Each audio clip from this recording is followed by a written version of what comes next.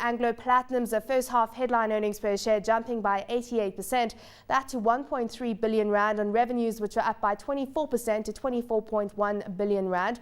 I spoke to CEO Chris Griffiths and asked him on the debt position of the world's #1 miner. Whilst the debt level is increasing and of course is an area of concern, we still have substantial headroom to our covenants. So we're not likely to reach our covenants anytime soon. The debt level could still rise, but of course that is not, all that has got to be repaid at some point in time. So the debt level is not concerning to the company as a going concern. We're not likely to breach covenants. We can probably go up by another 50% in debt level before that becomes a problem.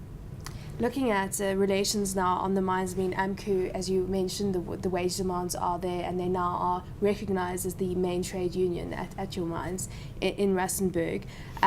What does this mean in terms of relations going forward with them, given they've clearly indicated the way they try to engage with companies like Anglo Platinum? And do you feel that you've got processes in place to try and alleviate the hostility that has taken place on the mines?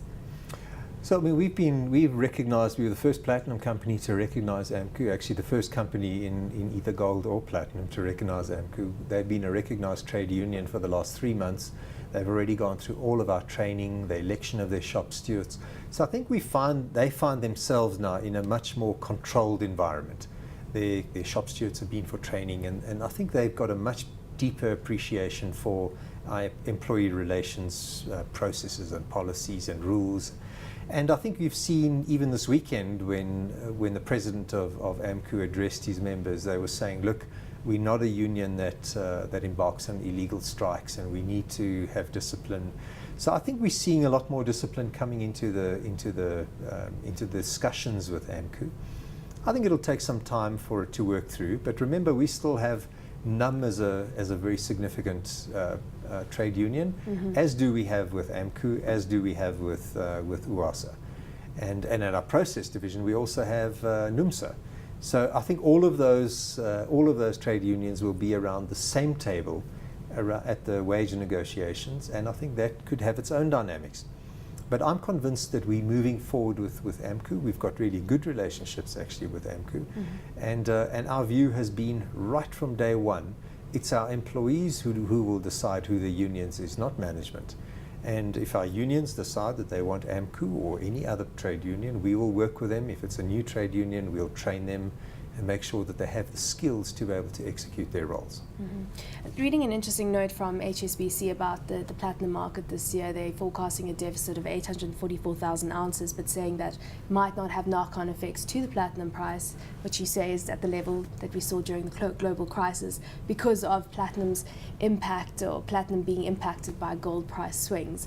So that being said, being the largest platinum producer, if you are able to take X amount of platinum out of the market, do you forecast being able to control the platinum price, given of course you've got restructuring plans on the table right now? Look, it's anti-competitive to have a discussion around saying, hey, we want to do this so that it influences the price. So what we certainly do is, I think, given what's happening in the competition law, in the competition courts, very recently, it's very important that it's clear that we don't do that. What we do is we need to change the profitability of mines in Rustenburg and in Union Section, and that's our first attack on where we're losing money. And then secondly, we are allowed to look at where the demand is coming from and try and align our supply with demand, and that's the two things that we focused on. What happens to the price happens to the price. But what is interesting is that although there is demand that seems to be matching supply, it's at very, very low prices. So it's the price elastic portion, the jewelry portion in China, that is now the biggest demand segment. That demand segment is doing really well, but at much lower prices. And as prices are likely to pick up, what I think you're going to see is some of that demand coming out of the market. So it's you've got to be very careful about taking things just on face value and saying, well, the platinum market is in balance, because there's certainly a disruption in supply. There's been curtailments in supply, and there's also been projects that have been delayed. That's on the supply side, and then the demand side, we've got auto catalysts, which is really flat. some increase in industrials, and then a big increase in, he's picking up the slack in some of these other areas is from his price elastic jewelry.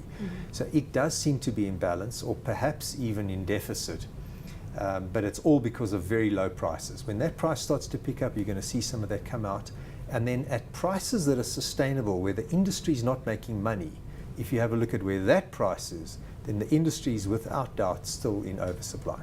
So if your primary focus obviously is in right-sizing the business and returning key mines to profitability, what is the way forward right now? Give us the deadlines and the timelines that we'll know when we have more clarity as to the plans going forward for Anglo Platinum, given of course you've initiated Section 189.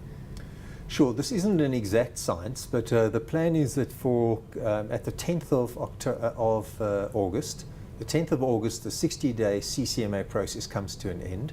Then there's normally a month notice period, and then the actions that we are taking, because up to now it's all the planning and the negotiating and the consultation, then the plans will actually start being implemented, and then that period will be over the next few months. We will need to process it. So I think if we see in the final quarter the 3 mines in Rustenburg then being integrated into the surrounding mines, and the redeployments, the voluntary separations, the early retirements all taking place, and then ultimately the amount of people that remain in the 3 shafts in Rustenburg, those people will be retrenched, and then those ultimately, which now will be much lower than the amount because we're hoping for good take-ups on redeployment, voluntary separation, ultimately that amount of people that remain, we will then be seeking to make them part of our social mitigation impact plan.